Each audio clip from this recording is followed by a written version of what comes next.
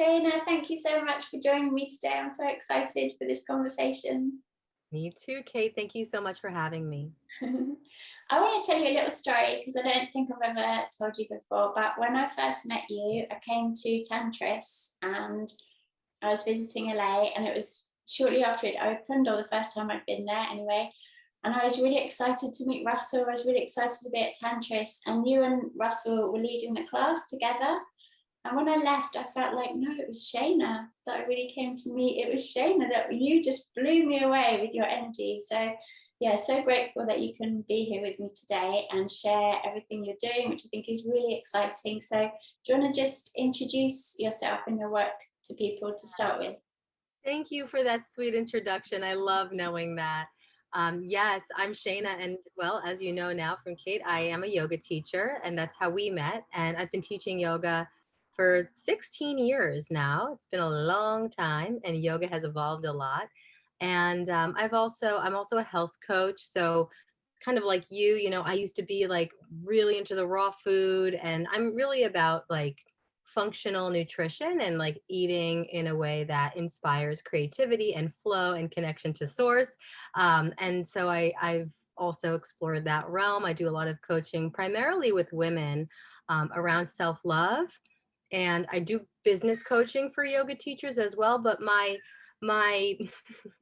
my dharma, if you will, is around women's sensuality and self-love. Again, I just graduated from a 5-week Tao Tantric Arts teacher training, which felt cherry on top, the cherry on top of all of these years of, the yoga, yes, the spirituality, yes, the nutrition, yes. And there was something that was kind of missing, and I could sense that my students were hungry for more.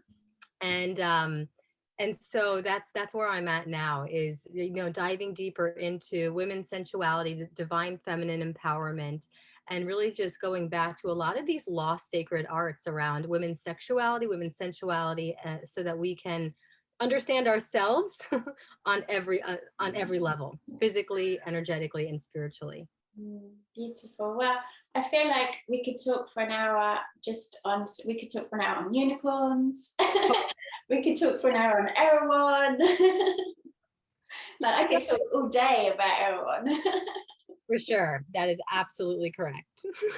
But today we're here to talk about divine feminine. So would you love to say to us, what does divine feminine mean to you? Gosh, divine feminine. Ooh, I get chills when you even ask that question. Um, it's an aspect of the universe ultimately. It's like the essence of all of creation. So, you know, we live, let's say, in a highly masculine world and society. And I'm trying my best. I don't want to be black and white here. I'm not trying to see man or woman. This is actually beyond gender. Uh, but the way in which most of us, I'm generalizing, live our lives is a masculine way of operating, of planning, of thinking, of doing, of especially in today's day and age with so much technology, lots of obligations. It's kind of a cycle. It's like a cycle that I see for myself and many of the people I work with. There's like this sense of overwhelm, stress, fatigue, burnout. Like it's just there's something that's not working with the way that the system is. So the divine feminine, at least the way that I like to place it in the big picture term, is this notion of softening. We were just kind of talking about this before we got on the recording. Softening, surrender, trust, allowing, patience. These qualities that I think many of us, when we were younger, for example, maybe we were told, oh, don't be so sensitive, or come on, go and get it, or try harder, or be strong. And so we were almost conditioned to ignore our body's wisdom. We were potentially conditioned to ignore our intuition. We were potentially conditioned to suppress our emotions out of, not wanting to seem sensitive, which I think sensitivity is a superpower and one of the most phenomenal traits of the feminine expression. So the divine feminine is truly just the other side of the coin that, in my humble opinion, will help to balance out our world. Each and every human being has a feminine component. And I don't know about you, but I am feeling right now in our world, there is a huge awakening, especially among women who are reconnecting with their innate power. I mean, at the end of the day, let's face it, a woman can create new life. It is so powerful, it's so miraculous. And to just sit with this deep knowing, is something that I think that can shift the trajectory of our future if more women and the world can start to embrace um, a less logical way of living. Beautifully put. Thank you. Thank you. Yeah. I think we share a lot of the same kind of entry points into things. And when people are talking about spirituality and new age stuff, it can seem really out there and really far away, right? And something that happens on another realm, in another dimension. But for me, the gateways into all this was food and yoga, and it's through the body that we access that. So would you love to share on your yoga journey and how yoga and being in the body brings you into that sense of femininity and that sense of all those beautiful aspects you were just describing for us? Yeah. Oh, wow. That's beautiful, Kate, because we were just talking about an Instagram post and I was going to post something else and I'm going to it another time. And what I was going to post is totally aligned with this question. And it was a little quote that just downloaded into me that said, embodiment is the new enlightenment. And the reason I'm saying this is because, to your point, this meditative spiritual realm can seem inaccessible or like somewhere out there. And I'm here to say, no, it's right here, right now. Your body is through your body, only through your body and your senses, can you experience that which is bliss, that which is ecstasy, that which is beyond. And so, a lot of my early studies of yoga and meditation taught me you are not your body, be the witness. And even though that was instrumental, it was really powerful for me to create some separation between my reactionary ways and choosing to take a pause, become aware of myself. There was still a disconnect. There was still this idea that somehow my body were an obstacle on the path of self-realization or inner peace or some sort of spiritual enlightenment. So I actually started studying tantras because, when I was doing yoga all the time, even though yoga did save my life in many ways, it also, because of me, I was using it in an unhealthy way in the beginning. I was overdoing it. I was overdoing the yoga. I was under eating and I was still trying to escape being in my body, even though yoga is an embodiment practice. So the tantric teachings, which are truly the other side of the coin of yoga, they're not separate. They're one. Views the body as an instrument. Tantra is a body-based spiritual path. A lot of people think of tantra, they think of sex. It's really not about sex at all. It just accepts sexuality as part of the human condition, which it is. It's not condemning it. It's not judging it. It's just like it is. It's also sees it as sacred because tantra sees everything as sacred. And I have to say, reading books about tantra like opened up my mind to considering that my body is a divine vessel, that enlightenment is not somewhere out there, it's already within me. So that was really my gateway to shifting the way in which I practiced yoga, to shifting the way in which I took care of myself and saw my body. And let me tell you, it continues to evolve every single day because there's layers of suppressed shame, there's layers of, oh gosh, well, I dare not go there. So this is not just about, rolling out the mat and doing the physical practice. Yes, that's part of it. And it's also about like true, honest self-love. Like, when's the last time you really did look at yourself in the mirror and hold space for whatever shows up? Because there could be a lot of emotions, there could be a lot of judgments. It could be easier to want to escape the body. And, I was always so eager about getting to my higher chakras. I just wanted to burst out of my crown into unicorn land, into the universe. Like I'm already there. Like I'm already in the ethers, like flying around with the UFOs. I needed to go back down and into the root, because if I don't do that, then I'm always kind of hovering.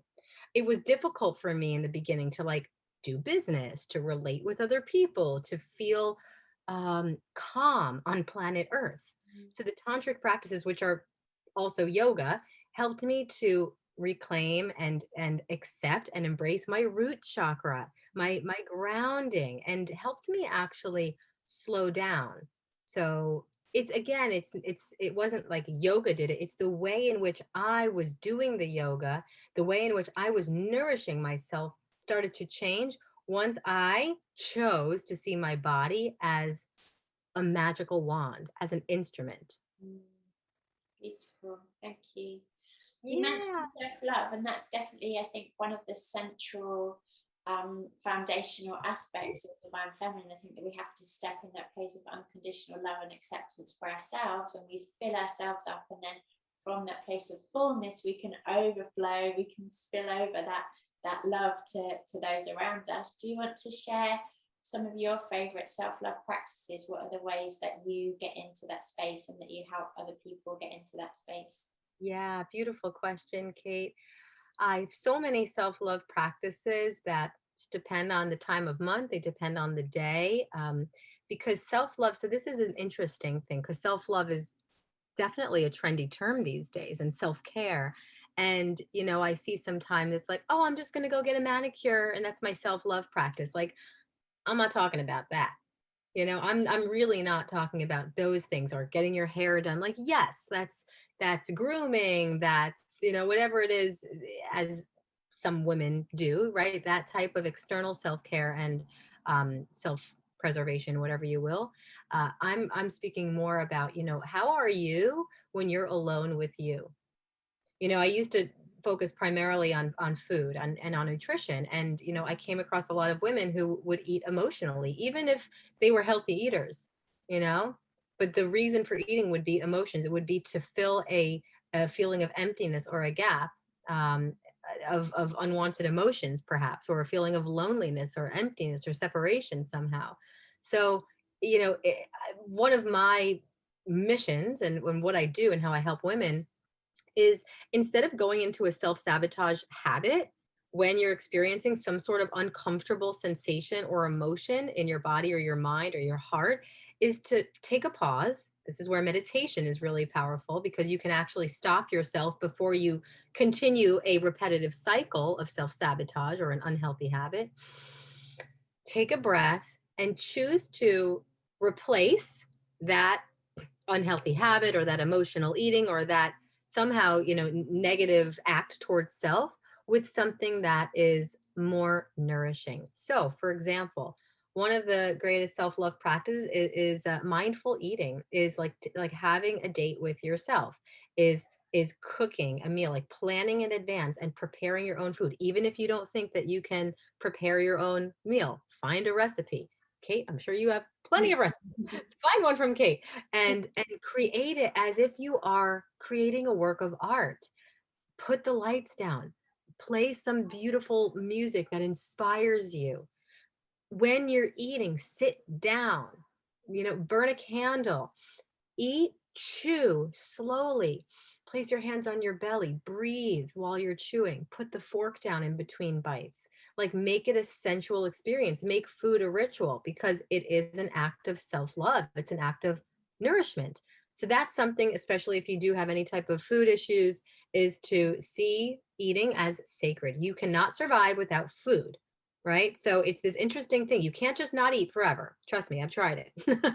You can't just do that. And, you can't also just ignore it forever. So to build a healthy relationship with food, slow, mindful eating, sensual eating, eating what you enjoy consciously.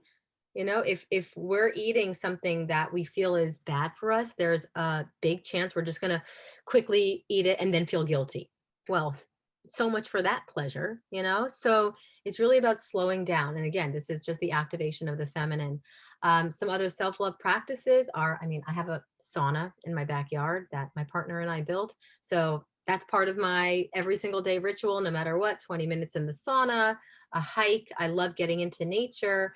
I also have some sexual self-care rituals, which include the breast massage, which is a Taoist practice for opening the heart and relaxing the yoni and the sacred sexual organs, the womb space. I do ovarian breathing, and I also have a jade egg practice and a self pleasure practice, which is my meditation, my ritual to once again connect me with my root chakra. You know, I used to struggle with decisions, making decisions, and lack of clarity in my mind. I could go this way, I could go that way. And even though I was adaptable to kind of all of it, the sexual self-love practices, especially the jade egg practice, it really like grounded me and empowered me to like get more clear and decisive with my desires, my needs, my wants, and my boundaries. I'd really love to get into that a bit more. I really um, think that a lot of the yogic tradition, as you've been saying, has come from this place of lack of love for the body in a way, and that is a lot to do with the feminine and the kind of repression of the feminine, I think. And it, to me, a big part of being here and being human and having this experience is this beautiful sensuality of the body. So that's it. I would love for you to share like that aspect of divine feminine, that real juicy, yeah, sensuality of the physical experience. That's what we came to do, right? As you said, we're spirits, and we came to have a body, and we came to have this really, you know, down in the dirt with the earth experience. So yeah, tell us about that. Such a beautiful full circle. You know, I find that I tell people a lot because, you know, it could seem like, oh, I'm bad mouthing yoga. No, no, no, I'm not. Like this whole journey of learning to observe yourself without judgment, with which yoga and meditation absolutely can teach, is really important step on the path. Is really, really important. And then, you know, if you're on the journey and you know, because I never knew I was going to end up here. I was kind of happy, like wanting to go be a monk and kind of separate myself from my emotions and from my body and be the witness forever. But eventually, boom, I'm back here. So okay, in yogic philosophical tradition, the cycles of birth and death, if you will, just consider, imagine, is known as samsara, the wheel or the cycle of suffering, meaning we're born, we live, we die, and then if we have not cleared our karmas, we're born again and we live again and we die again. And the whole notion of being born as a human, according to yoga and even some Buddhist practices, is known as suffering. It's actually like the cycle of suffering repeats itself again. Like the goal of yoga is clear your karmas, clean everything up in this life so that you don't have to be born again. Okay. Tantrics see it a little bit differently. They call this life, this experience of embodied spirituality, spirit expressing itself as human, as lila. Lila means the great play. It means play. Oof, I get chills when I talk about it because it's meant to ignite and activate that wow, childlike wonder and curiosity, the very nature of having a body that has so many erogenous zones. First of all, it's not just your genitals. You know, sensuality is subtle, you know, but again, if we're too much in the head or if we're, you know, overstimulated or desensitized, we fail to notice the subtle and magical aspects of what it means to be in a body. It is a very rare gift to have this incredible system at your fingertips. And there's so much we don't know. You know, sometimes I think about it, the iPhone, like I know how to text, I know how to go on Instagram, I know how to go on the internet.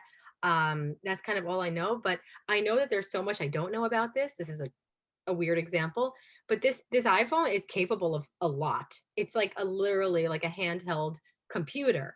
And I just use it for what I use it for, kind of like our bodies and our minds. I just use it for what I use it for. I take a shower, I go to the bathroom, occasionally I'll masturbate, occasionally I'll have sex, occasionally I'll whatever it is. But is that it?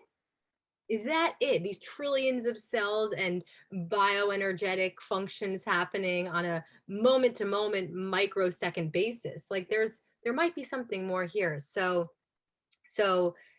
sensuality to me is the gateway to spirituality, and like coming back into the body is and seeing this existence of humanity, of humanness as a divine play. Yes, it, it's impermanent. Being a physical being is impermanent. Let's not try to escape that, right? Because I can see many people getting too lost in the plane. This is what I mean by having the yogic awareness of the fact that you are not your body, but you have a body. So while you have it, enjoy it.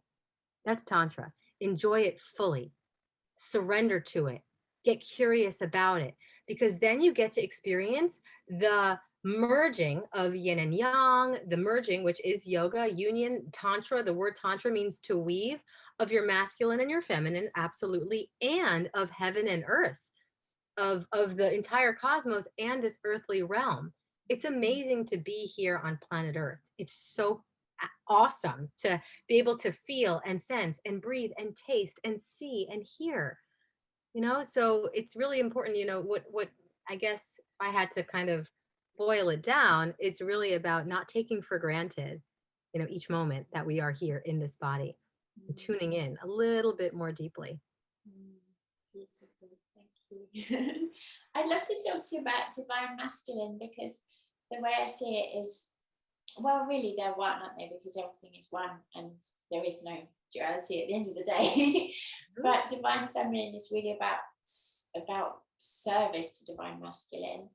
And we have there's a lot of awareness in the mainstream about feminism, and then that often sees masculinity as toxic, or when we start to emasculate men, and there's a lot of what I see as distorted feminine, distorted masculine happening. But I'd love you to talk about that, and I feel you will have some insights into divine masculine through the tantra work that you do, if you could share that with us. Totally. That's such a great topic. Yeah. I mean, this is a very delicate situation, because it's so easy, and sometimes like default, especially as more women are waking up, to realize, oh my gosh, like the men are to blame, or the masculine is to blame. And then there is this emasculation that's happening that is not necessarily going to contribute to the awakening of consciousness as one. Because at the end of the day, we each, man, woman, whatever you identify as gender wise, each of us has masculine and feminine energies within us. Now, I think that just as important as women's healing work is and divine feminine empowerment work is, the masculine empowerment and the divine masculine work is almost even more so. If women have been um, somehow suppressing, for example, their truth or their emotions or their sensitivity, the same is true for men. And just try to think of how so many men, at least in Western culture, were raised, right? Going right back to what I was saying earlier about don't be so sensitive, right? Don't cry. So men are just culturally conditioned to be strong, to not cry, to not show your emotions, to just be a man. Wow, that's toxic. So it's an unlearning that's necessary among, I'm going to talk men right now, an unlearning and a reclaiming of the emotionality, right? Of the feminine side. That's one thing. Now, to understand healthy masculine, if you will, to understand what it means, this also, if you study yoga or tantra, is Shiva and Shakti. Shiva is the universal consciousness, is the masculine, and Shakti is the expression of consciousness into the physical form, or the creative expression of the one whole. So like you said earlier, there's no separation technically, but here we are in this illusion of separateness of the mind, and we want to know things and we want to figure it out. We're just coming back to what we already know. So here I have a mug and I have some stuff in it, some adaptogenic latte in it. So if I didn't have the mug, I would just have adaptogenic reishi spilled all over my beautiful white shirt. Okay. If I only have the mug and I don't have my adaptogens, what's the point of having the mug? Mug is the masculine and the liquid inside is the feminine. So masculine is a container, is a container, is a space holder for feminine. It's difficult. I think it's difficult, especially because of how far we've strayed from this subtle, deep understanding of what it means to hold space. So, for example, a healthy masculine, I think, is patient. It's deeply listening to the feminine. There's, I think, a lot of penetration, like early penetration. I know that like sounds like what it is, but it's true. Early penetration. And I mean that in all senses of the word, like more is better, hurrying, rushing, moving toward the target, as opposed to just be where you are and trust the feminine will take you in when she's ready, right? The energies will align when they're ready. So I think that a lot of what is going to contribute to the balance and harmony of our world and us as individuals and a collective is slowing down, being a little bit okay, like with ourselves, being alone, especially for the masculine, and also communication, because on this realm, here we are as humans, the most effective way to evolve spiritually is to communicate. Men and women, or women and women, or men and men, or whatever it is, whoever you are, is to communicate about your fears, communicate about your desires, communicate about your boundaries. Don't expect the other person to be a telepathic mind reader, and try not to carry assumptions or expectations, because we're all on our unique journey. And I believe that this wisdom is already encoded in our DNA, in our essence, right? So the more that we can speak about it and communicate about it, we can learn about each other as men and women, or whoever we are, um, and learn how to relate in a new way.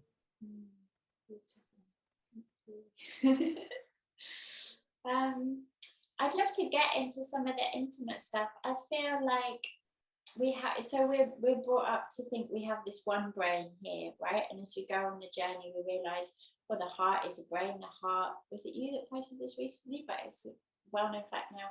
The heart has electromagnetic activity 600 times greater than the brain. So your heart is a brain and your gut is a brain. We all know about the gut-brain connection. But I feel like this is a brain down here as well. Talk us through that, and how do we look after that brain? Oh, you are on point today, Miss. That's so funny, because I just filmed something this morning talking about the yoni and the womb. The yoni is the Sanskrit word for the vagina, being a brain. I swear to you, I have so many chills right now. I was like, I'm freaking out. So, yes, you are quite intuitive and quite on it. We have another brain as womb bearers, right? If you have a womb, even if you've had a hysterectomy, you still have the essence of it. She has opinions, she has needs, she has desires, she has wisdom. And if we're only using this, right, it's really, again, we got to travel down to our yoni. Again, this is the center for birth, this is the center for life creation. Our society has done a really good job of conditioning us to carry shame, taboo, judgment around our sexuality. Let's talk about women's sexuality for a second. I don't know about you, but I was not taught that my yoni or my menstrual cycle or my womb, I was not educated about how magical it is, about the spiritual side of it. I wasn't educated about even the anatomy. So a lot of women carry a lot of shame and self-judgment around what their vagina looks like, because the only thing they have to compare it to is what they see in porn, which is maybe some women, it looks like that, but most it doesn't.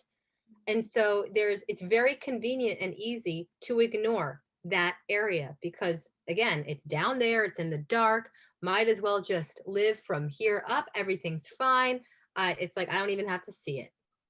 We're cutting ourselves off from so much of our wisdom and divine guidance. Again, the divine guidance is not out there, it's in here, it's down here.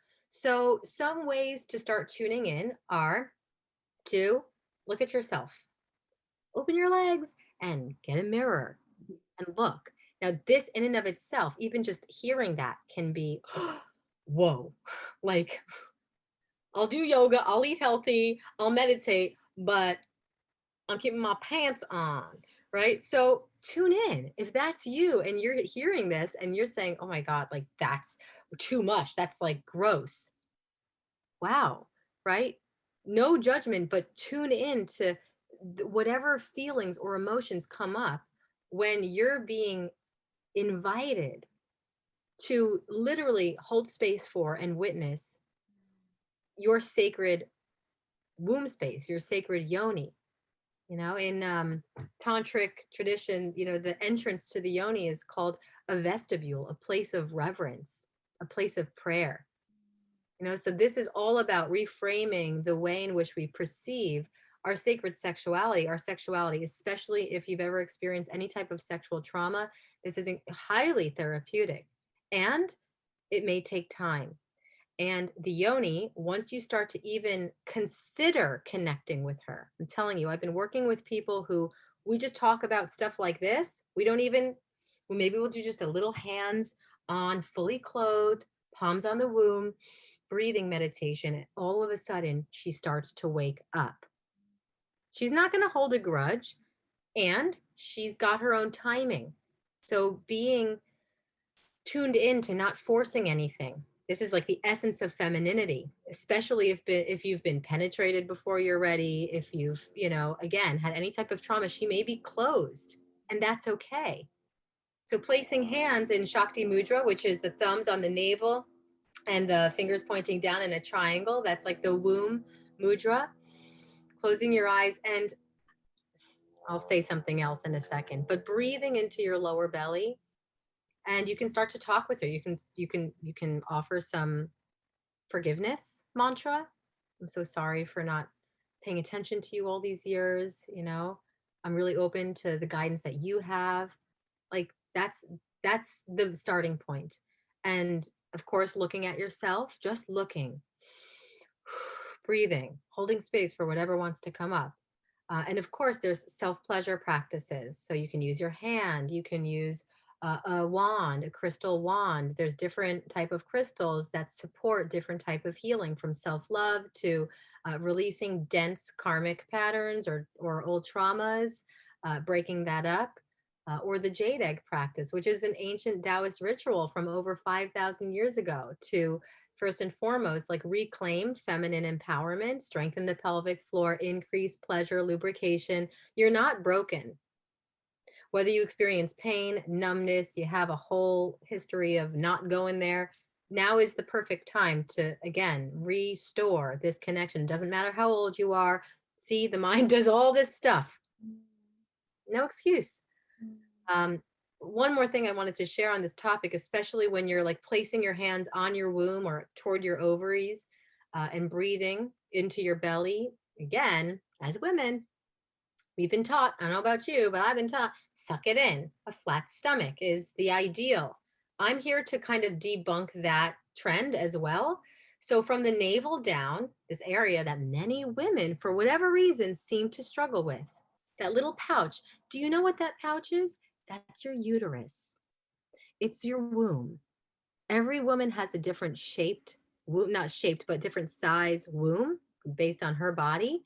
And that little, for some of us, pouch is your sacred space of creation. It's your creative center. You can create life there. You can create art, music, business, poetry, anything, magic from there. So I think back to, oh my gosh, like I was condemning my womb and trying to get rid of my womb and judging my womb and yelling at her, come on, why can't I just lose that weight? Why can't I just lose my creativity? Why can't I just lose my inner wisdom?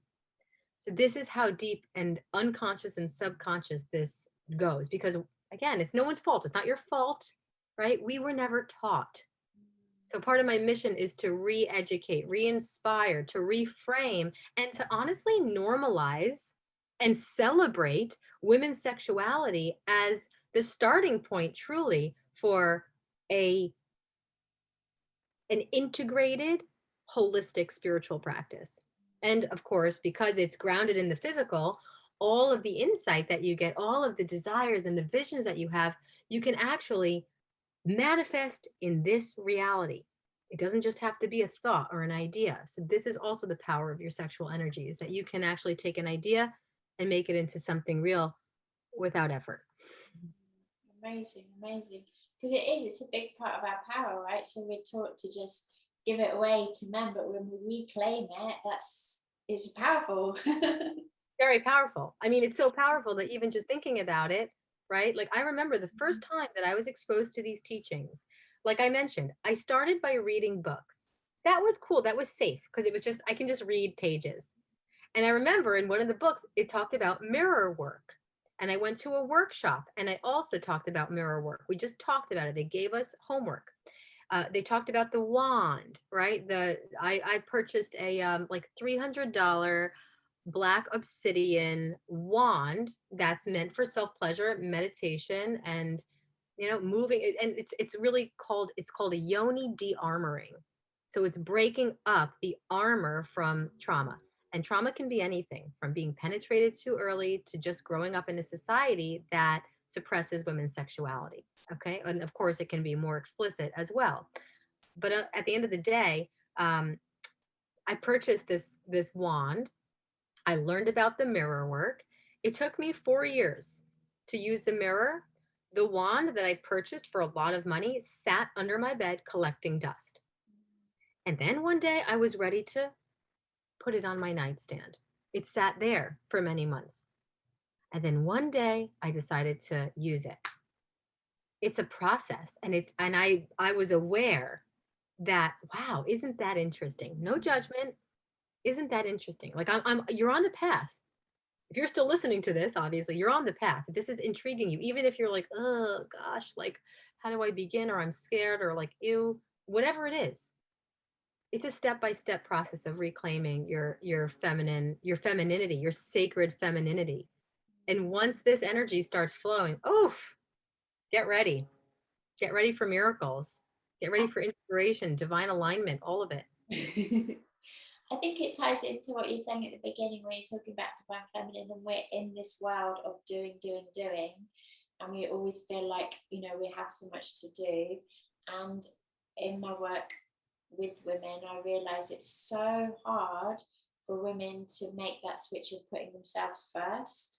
So we're very good, or we're very well trained, because we are givers. We love to give, so it's very easy to give to everyone and then put ourselves at the bottom of the list. And really, this is a big part of the work, is learning to put yourself at the top of the list. Yeah. But learning to put not just yourself but your pleasure at the top of the list, that's like so hard for so many women, right? Oh, it's huge. I had a client the other day, and right at the end of our session, the whole, like, the takeaway was, if you don't start to like prioritize pleasure, the things that bring you pleasure. And I don't mean, sitting on the couch eating a bag of Oreo cookies, because that's not real pleasure, because afterwards you feel like crap. I mean, like I said earlier, about like sensual eating, or getting a massage, or a self-pleasure practice, or whatever it is, your thing, taking a class, a dance class, or something that feels good in your body, in your heart, in your mind, right? That may feel like, oh, but that's a reward for the hard work, or I don't deserve that. All of this stuff is going to come up. What I say is, do it anyway. If you don't prioritize pleasure, and then you're wondering why your life is not feeling good, it's probably because you're not prioritizing pleasure. We've got to release the notion that we're not worthy. How is that serving you in your life? It may not be a loud voice, but if you contemplate, why do I feel like I need to earn pleasure? Why can't I just build it? As women, as human beings, we are responsible for our own pleasure in all senses of the word, even sexually. I hear a lot of women say, "Oh yeah, my partner can't give me an orgasm." You are responsible for your orgasm. You are responsible for your pleasure. And the more that you build, the more that you understand your pleasure, the more the universe, life, because just like the radiance of the heart, the energy of being in your pleasure has a frequency that will be matched by your outer experience. More pleasurable opportunities will come in. You're looking through the lens of pleasure, right? It's very, very different energy field when you start to reclaim your right to receive. Women are givers, and we're also receivers. We've got breasts that give, they give milk, they give nourishment, right? It sustains life. And we've got a yoni, which is a receiving channel. So again, a lot of those sexual self-care practices like the jade egg, like womb clearing, placing your hands on your womb, ovarian breathing, connecting with her, asking her questions, journaling, all of this is a wonderful way to, first and foremost, build more pleasure, right? Because we may be desensitized from it, and really start to move from a different space. We don't have to, struggle to earn the good stuff. The, Starting with the good stuff, starting with what feels good, like why wouldn't we? It builds more of that fruition, that flowering, that blossoming, and we all deserve it. Again, that's why we're here. Amazing. Play. It's frequency, isn't it? Because you have to embody the frequency and then the universe can match it. Whereas if we're thinking that we have to do the work to be good enough to earn something, we're not sending out the frequency that allows the universe to bring it in. So you have to embody it. Exactly. That's truly it. And it's a radical thing. It's a rebellious move. I'm telling you, your mind is not going to believe that you're worthy. All the stories up until now are going to attempt to prevent you from saying, "Ah, I deserve this. I deserve bliss." Like feeling good may feel strange at first, allowing yourself to feel good for no reason other than choosing it as a starting point to start attracting and aligning with the frequency of opportunity, magnetism, more joy, right? I say this a lot of time, but some people I find are very comfortable being uncomfortable because of fear of the unknown. What if it's too much? What if my radiance is too much? What if my power is too big? Listen, you have nothing to fear. You have nothing to fear. That's all I'm going to say is that, especially as the feminine is never just like poof, all at once. Oh my gosh, my light is so bright. It is. And as long as you're taking the time to tune into your body, to trust your inner yes, that which feels amazing in your soul. Because sometimes what brings us the most pleasure doesn't make the most logical sense, right? And maybe it's 2 days a week or 3 days a week. You just follow your pleasure, right? You put the to-do list away, or what I have some of my students and my clients do is they write a pleasure list, all of the things that they love, and then pick 3 of those things and add them to your to-do list. What are the things that bring me pleasure? Look at your to-do list and then breathe into that. How does that feel? Does it inspire you? Does it feel like an obligation? So sprinkle it in whenever you can. It's the same thing that I say when I'm teaching people about nutrition. If they don't already eat healing foods, instead of like, don't do that, don't do that, don't do that, I say, why don't you add in some sprouts? Why don't you add in some broccoli? Why don't you add in some, Adaptogenic latte.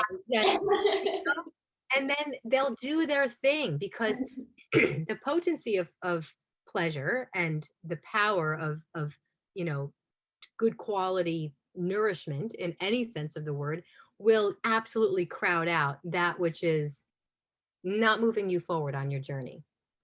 Also, I'm thinking it's the power of doing things that are solely for you, right? Because when you're using the example of getting a manicure, that might be for yourself, but it's for other people as well. So it's the power of just doing things that's just for you, no one Yeah. else. No one Yeah. else's benefit, only you. Exactly. And if getting a manicure is something that for you, you're like, "Ugh, I feel like a goddess. Like, I don't care if anyone else knows because I'm going to be sitting in my house doing nothing anyway." Great. Again, it's like what I said at the beginning of this call. It's really about your intention. You know, on paper, in the beginning of my journey, everything looked amazing. I was totally vegan, doing yoga for 2 hours a day, meditating every single day, living in the jungle. But I was using it as a way to escape reality, to not feel my feelings, to not be in my body, right? So it's really about your intention with how you're using it. Are you, wearing makeup and doing all this stuff and wearing these fancy clothes so other people approve of you? Or because you love how it feels to be in that yummy dress and the silk on your skin, and you're wearing it while you're just cooking a meal for yourself and no one's even going to see it. But if they do, it's okay. You're happy with yourself regardless. So being able to get to that point where you feel that beauty and that juiciness and that sensuality from inside, do whatever you want, adorn this temple in whatever way you want. But if you're going from the outside in, oh, if I make myself look a certain way, then people will like me and then I'll like myself. You'll be searching forever. Talking about creativity, I'd love to talk about your poetry for a little bit because I love your poems so much. I don't know if you've got that, the one that you posted this morning, if you can read it for us. But Yeah, just so tell us sweet. like about your creative process and how do you get them? Like, because they're so good. Do they just download straight away? Like, how does that look for you? Oh my God, you're so sweet. Thank you. When I first moved to LA, like 9 years ago, that's when my poetry was flowing the most. And I didn't expect it. I never thought, never was like thinking of, oh, I would love to write poems one day. Not even, not even part of my reality. But they would come to me in dreams and I would wake up and write them down. And they were flowing a lot at that time. I will admit that it has slowed down the more I'm doing other things in my business and in my life. But when I sit down and create the space and commit to writing a poem, usually it involves turning off my Wi Fi, having a blank screen, and having something adaptogenic next to me. I can channel the poems. But this is the thing, is when I'm in nature, when I'm hiking or when I'm meditating, I'll get like one or two lines and that's it. So I always write them down. I always collect what I get. This is so important. If you ever get insight or intuition, even if it doesn't make sense, like jot it down. This is your unconscious and your subconscious and your creativity kind of speaking to you. And the cleaner you eat, the more you meditate, the more you do these practices, the more you'll be able to channel your creative energy ultimately, especially doing the womb work and the yoni healing work. So I'll just write it down and then later I'll go in because it's not about only the feminine and the inspiration channeled through. It's like, all right, I got some. Now I'm going to come in with my masculine. I'm going to create 2 hours. I'm going to sit down and I'm going to write. You can be creative from both ways. So yeah, I like sharing wisdom in a way that goes straight into people's hearts and it bypasses the mind a little bit. And for me, poetry does that. I could easily explain what I am writing about in full sentences, but sometimes I feel like, why don't we just get to the point? So the post that I wrote today says, everything is working out just as it should. If I could prove this to you, then I would. But the only way for you to know I'm for real is to trust the process, despite how you may feel. If you think that somehow things are not in flow, that is a thought that must be let go. And although you wanted something different to happen, I promise you my plan is beyond what you could ever imagine. Love, the universe. That's like divine feminine and a little. trust, surrender, tune in, be patient. Like, this is it. And it's radical, as I said. It's like, I'm so addicted to having to know what's next. I'm so addicted to having to do something in order to get something. That is the masculine way. Like, think about it. A man has a penis, a lingam, as it's known in Sanskrit. They go out to get something. The feminine magnetizes. She attracts. It's a slower vibe. It's a different. There's nothing wrong with going out to get, but there's something else here. This is where, law of attraction, manifestation, all of these things that can easily seem very woo woo, we could be skeptical about. When it becomes embodied, you're not going to know until you know. You're not going to know until you go into your body and you start to rewrite the script of how you're connecting with yourself, because this is the channel through which you are connected to the spiritual realm and you're connected to the physical realm. And why not know how to work this computer? I don't care if you don't know how to use your iPhone. When you know how to work this biocomputer, you can literally have everything you want I guess without being attacked. I guess that was my question really, is you're just in a state of flow and they just come to you, the poems. Do you have a Yeah. sense of where they come from? Gosh. I don't know. They come to me. They come to me. The pieces come to me in dreams. I love rhythm. I grew up loving like hip hop music. And so there's something about rhythm, and of course a lot of it comes through life experience. So I'm also educating while I'm sharing a poem. A lot of it has to do with navigating life's inevitable obstacles and challenges. A lot of my poetry has to do with self-love or introspection or meditation, overcoming judgment, and increasing mindfulness. So again, they're all like bits and pieces of how I've navigated the choppy terrain of life, uh, into something more poetic. I mean, it's literally like Dr. Seuss. That's what people call it, the Dr. Seuss of yoga or of meditation. So it's very simple. And one of the reasons I love it is, first of all, it comes easier to me than full sentences. It comes easier. If I sit down to write a blog, I'm like, oh my God, I know I can do it, but I'm like, okay, this is flowing easier. So I'm going to do this. Also, there's something imaginative and childlike about reading a poem that rhymes, that brings us back to that curious, open space that we all still have, even though we may be in adult bodies. So I'm really, a big part of my work is inner child healing, is opening up to curiosity. Curiosity is potent. And again, just igniting joy, because once you read something that rhymes, there's a rhythm, there's a sense of flow. It goes in a different way than just through intellectual understanding. Beautiful.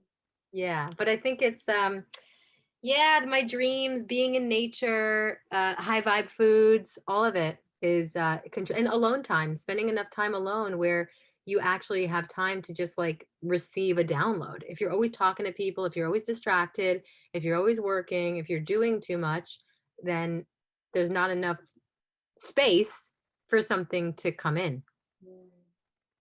Yeah, yeah. So last question, you said in the poem, it's all working out. I really like 111% believe that what we're in now is just the most beautiful opportunity for us to step into a greater awareness of what it means to be human. And that means embracing our divine feminine, understanding our divine masculine, and embodying this new human. And then we lead the way in doing that. And then I really believe that we're just entering the most glorious phase ever to be a human. How does that look like to you? How do you see the world when women start stepping up into their power, and men in this way? Oh my gosh, I have chills all over, because that's my that vision it's harmonious. I think we can restore Mother Nature. I think we can restore our entire planet.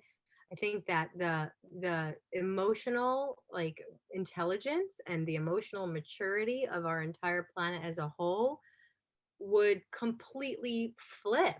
I think there would be less wars, if any, like less need for, governmental systems. I think that there would just be a very big shift into like the real understanding of the natural cycles of things. I mean, I think it would actually kind of revert back to a more cyclical way of living in harmony with nature, with understanding, with consciousness.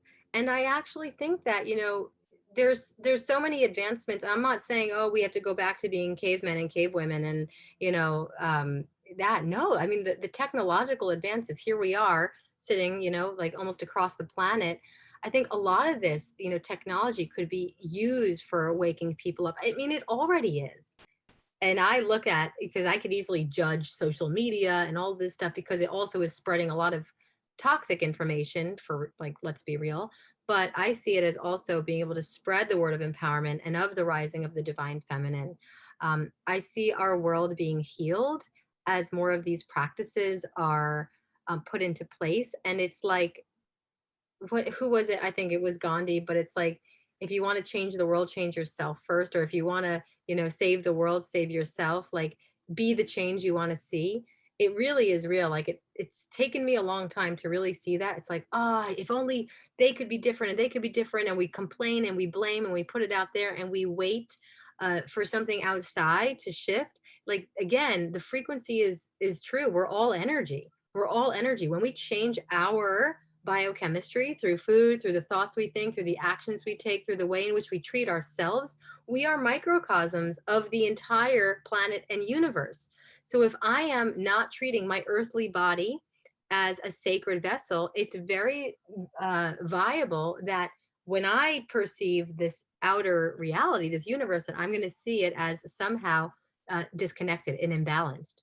So the more we take care of ourselves, physically, energetically, emotionally, spiritually, our world will change. And I feel wholeheartedly our world is waking up. I mean, you and I have been on this path for a while, right? And I've never ever felt like I feel right now. And that's why I'm still doing what I'm doing, because it's like, oh, we're at that tipping point. And Shakti, the feminine, is not just flowers and unicorns and rainbows. It's also Kali and Durga. It's also destruction. It's also fierce. It's also angry. She's angry. She's been suppressed for millennia. So there is a shift that's happening that may not feel comfortable all the time, but it's always for the best. So that's what I trust. So in my own life, when shit hits the fan I didn't expect, I'm like, okay, there's a cleansing happening. There's a restructuring happening. It's beyond me. So can we quicken our turnaround time to surrender and trust? There's a shift happening. And, if you just open your eyes to it or consider, in your own life, in your own body, I don't think it's that hard to see. Shayna, thank you so much for all your wisdom. Thank you so much for these amazing questions. As you can tell, I could talk about this for. Yes. Well, I look forward to many more conversations, Yeah. real life conversations coming. Maybe Bali, maybe LA, maybe London. Oh, all of it, please. Yes. Thank you so much. I really, really love and appreciate that you're doing this. It's divine timing. I fully recommend that people follow you on Instagram. It's one of my favorite Instagram accounts with all that beautiful poetry and inspiration. Is there anything else you got coming up? Any projects that you want to share with people? This is it. I've been doing my big shift into my women's work. I'm going to be hosting a retreat in Costa Rica in March, but the website's not up yet, but it will be along the lines of everything I learned in my Taoist Tantric Arts teacher training, as well as the yoga. So it's embodiment. It's actually called what's it called? Embodied Wisdom, Yoga and Sensuality Retreat for Women. So that's coming, and I'll have some more stuff on the horizon, but Instagram is the best way to stay connected. Thank you. Thank you so much. You're welcome. Have a beautiful day.